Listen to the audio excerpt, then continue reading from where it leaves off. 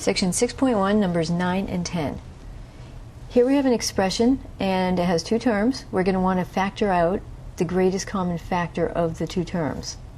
So the first thing I usually do is look at the numbers and think about the different factorings. Okay, 8 times 1, 4 times 2, 4 times 1, 2 times 2. So to have the greatest common factor, I'm going to want to think of this as 4 times 2, and this is just 4 times 1. And if you're not too sure about the greatest common factor, then use the process from the previous video clips with numbers 2 and 5 on them. Off to the side, just do out the factors for each one, look at all the different factorings, and see which ones have the greatest common factor.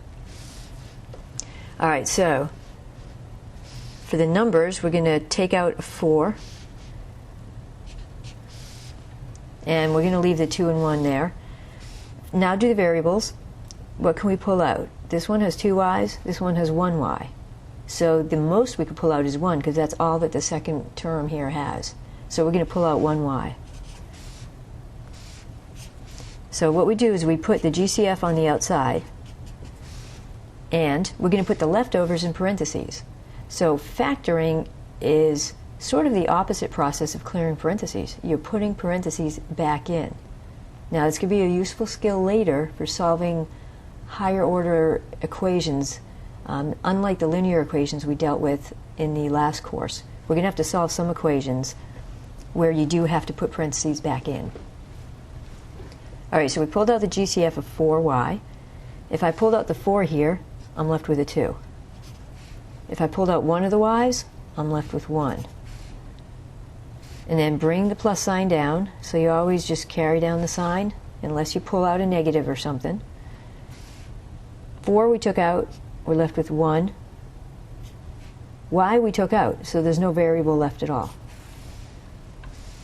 So this stuff here is the leftovers. And the leftovers always go in parentheses.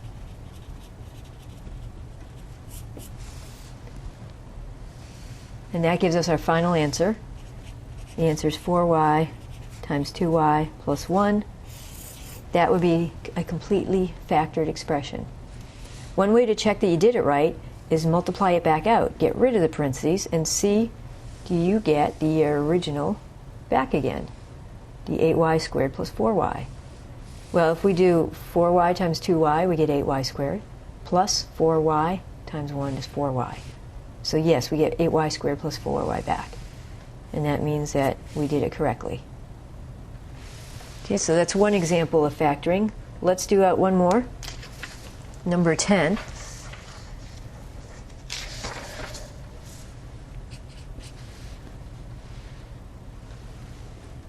And number 10, again, we want to factor. This one's got a little bit more going on. We have 5 x to the 4th y squared, take away 20 x cubed y cubed. Alright. Right away I'm looking at the 20 and I'm thinking, yeah, it's got a 5. I can call it 5 times 4. So let's think of it as a 5 times 4. Now we want to pull out the common factors. We'll think of 5 as just 5 times 1. Numbers, common factors are 5. Pull them out. Variables, let's start with the x. 4x is here, 3x is here. The most they have in common is 3. So I'm going to pull out x times x, or x cubed. Y's, 2 y's here, 3 here. The most I can pull out is 2. So I'm going to pull out 2. Leftovers. Here I pulled out the 5.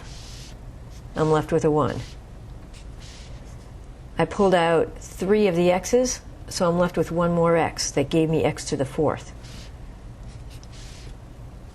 Y squared, I pulled all of it out. It's gone.